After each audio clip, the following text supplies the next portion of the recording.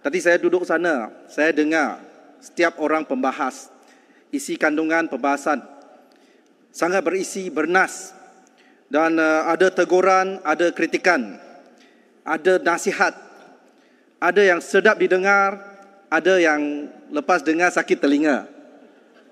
Tapi saya nak beri jaminan, telinga saja sakit, hati tak ada sakit.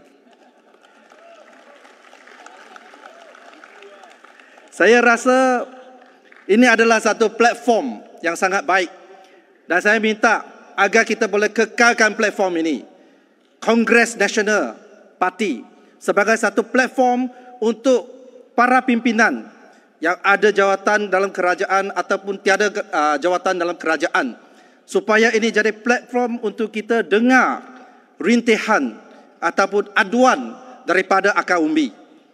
Ini adalah satu platform yang berjaya saya rasa dan kita harus kekalkan. Hadirin sekalian, kenapa saya cakap macam itu? Sebab kita tahu memang selepas kita jadi kerajaan ada kegusaran di peringkat akar umbi. Dan kegusaran di peringkat akar umbi itu dia tak sama dengan rintihan ataupun aduan yang kita terima sebagai pimpinan. Sebagai menteri, kita boleh duduk dalam pejabat.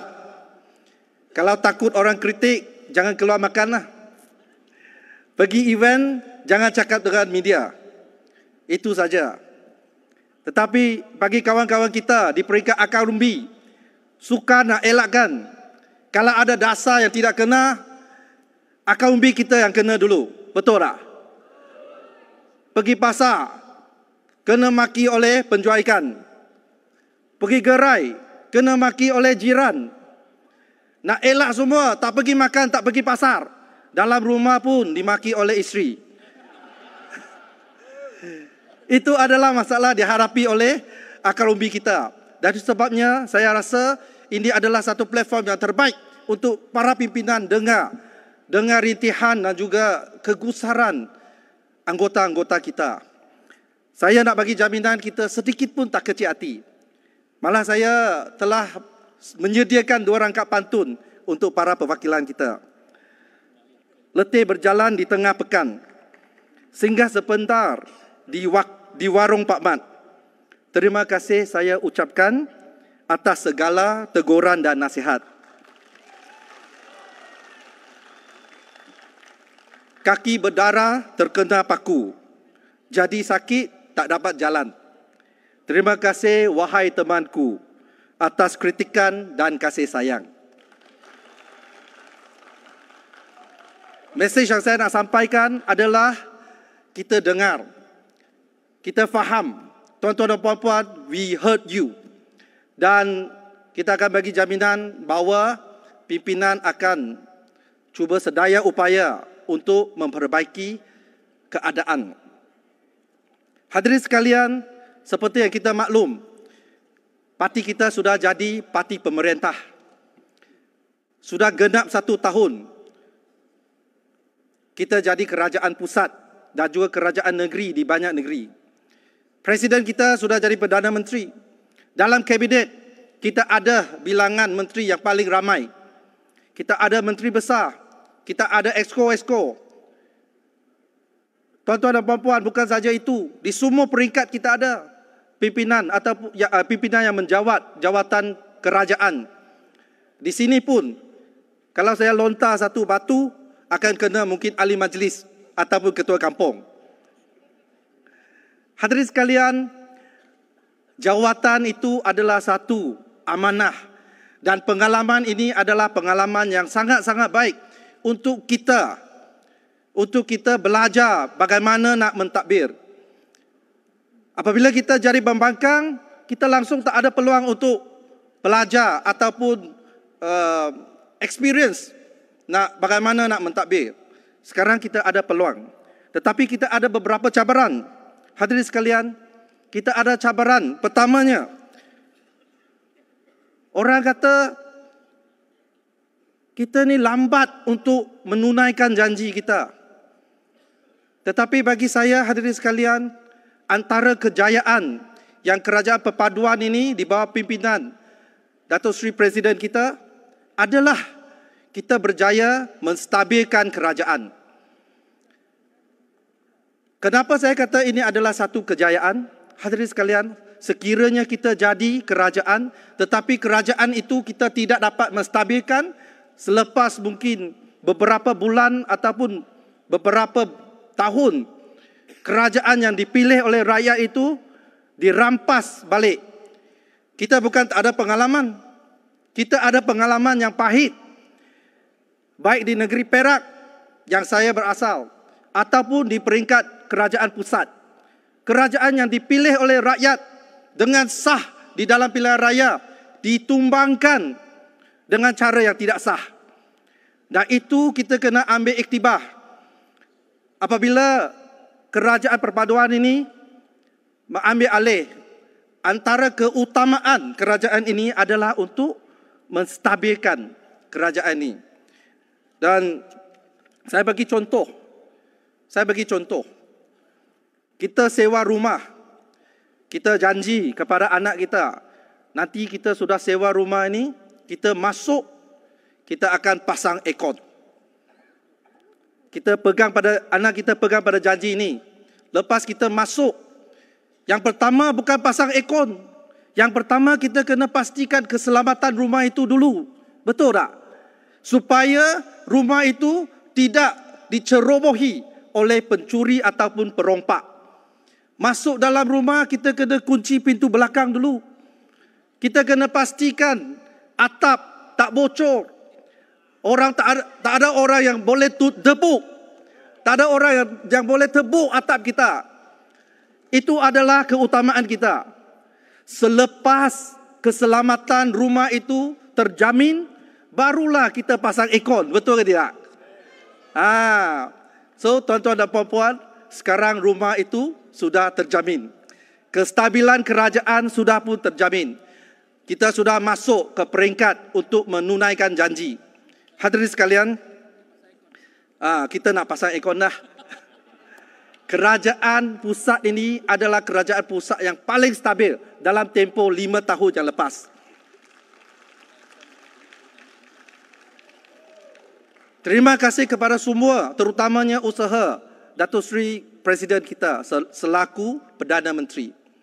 Hadirin sekalian, selain daripada kestabilan kerajaan, kita juga menghadapi ekspektasi anggota dan juga orang awam yang terlalu tinggi. Kita sudah jadi kerajaan. Orang tanya kenapa ini tidak dibuat, kenapa itu tidak dibuat. Saya sokong, saya undi kamu sebab manifesto kamu janji ini. Hadirin sekalian, yang pertama, kita kata perubahan tidak dapat dilakukan dalam sekelip mata. Kota Rom tidak dibangunkan dalam sehari. Betul ke tidak? Yang itu kita perlukan masa. Yang kedua, hadirin sekalian, kita kena faham, terutamanya anggota-anggota kita, kerajaan ini adalah satu kerajaan perpaduan. Walaupun kita ada manifesto kita, ada manifesto Pakatan Harapan, ada manifesto Barisan Nasional. Masa itu kita ingat kalau kita jadi kerajaan, tanpa perlu bergantung pada parti lain ataupun gabungan politik lain, bolehlah kita laksanakan, kotakan janji-janji dalam manifesto. Tapi hari ini, Pakatan Harapan bergabung dengan Barisan Nasional dan juga parti di Sabah dan Sarawak. Bagaimana ada 4-5 manifesto. Bagaimana kita nak selesaikan masalah ini. So ini telah merumitkan keadaan. Dan kita harap anggota-anggota kita dan juga orang awam boleh faham tentang keadaan yang kita hadapi sekarang. Ini adalah satu kerajaan perpaduan. Apa-apa pun kita perlu mendapat konsensi di kalangan semua komponen parti. Dan dia akan ambil masa yang panjang sedikit. Tetapi tuan-tuan dan puan-puan, yang penting kita ada masa. Kita ada masa lagi dalam 4 tahun untuk kita dapatkan konsensus dengan gabungan-gabungan politik yang lain dalam kerajaan untuk kita melaksanakan polisi-polisi. Hadirin sekalian, cabaran ketiga untuk kita adalah bagaimana kita nak menyerapkan nilai-nilai ataupun prinsip-prinsip perjuangan ke dalam pentadbiran yang kita ada ini. Kita nak kekalkan idealisme. Hadirin sekalian, idealisme parti ini sangat-sangat jelas. Ramai di kalangan kawan-kawan kita sudah berjuang lebih daripada 20 tahun. Dan semua orang faham tentang idealisme perjuangan kita. Tetapi itu adalah masa kita belum jadi kerajaan.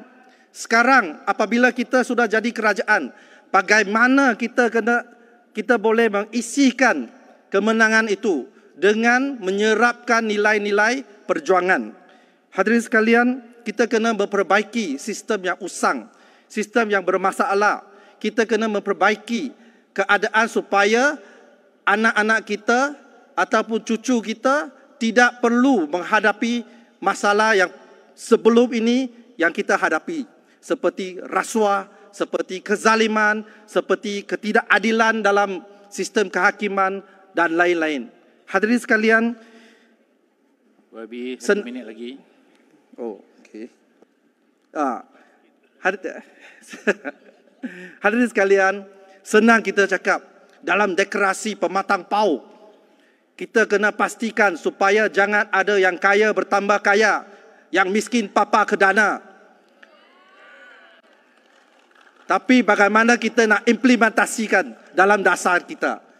Oleh sebab itu, hadirin sekalian, kita perlu bantuan daripada saudara-saudari sekalian selaku wakil kita di peringkat akar umbi.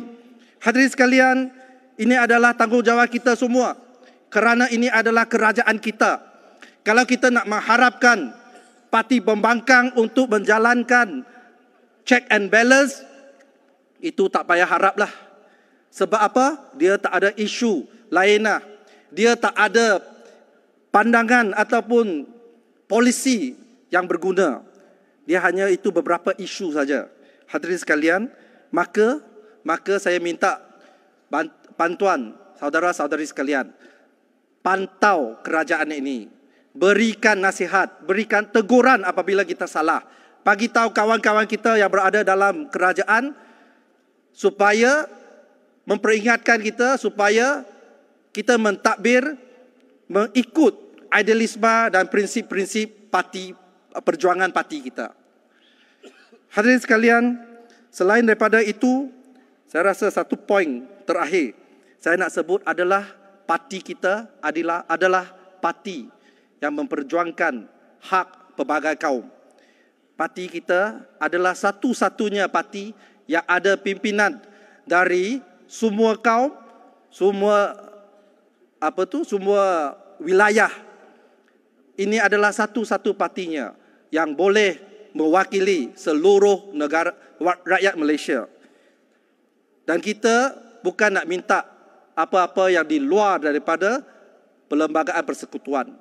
Hadirin sekalian, apa yang kita minta dalam hak, semua hak itu termaktub dalam perlembagaan persekutuan. Kita harus menjaga, kita harus mempertahankan supaya tak ada puak-puak yang ekstrim yang dia cuba merosakkan negara kita, yang cuba memecah belahkan rakyat kita. Hadirin sekalian, kita patut jadi penting terakhir untuk perpaduan kaum. Hadirin sekalian, sekarang kita tengah berusaha memperbaiki ekonomi. Kita sedang berusaha merapatkan jurang antara kaya dengan miskin. Kita tengah berusaha merapatkan jurang antara bandar dengan luar bandar. Itu adalah keutamaan kita. Bukan tentang pakaian pramugari, bukan tentang pakaian atlet kita, atlet sukan kita. Hadirin sekalian, betul ke tidak?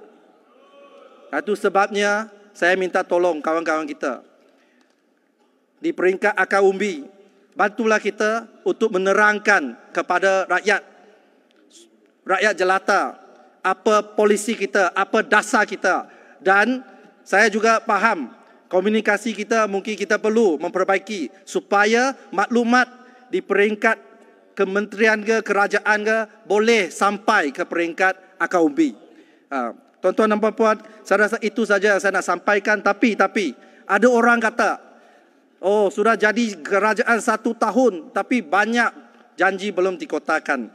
Reform bukan reformasi dah, reform mati dah. Saya nak bagi tahu hadirin sekalian, ini baru tahun pertama. Tidak adil untuk mereka judge kita pada tahun pertama. Kalau mereka berani judge kita sebelum akhir penggal ini.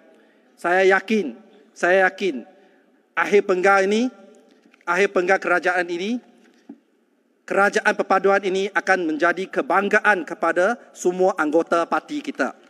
Itu saja yang saya nak sampaikan. Sekian, terima kasih. Terima kasih.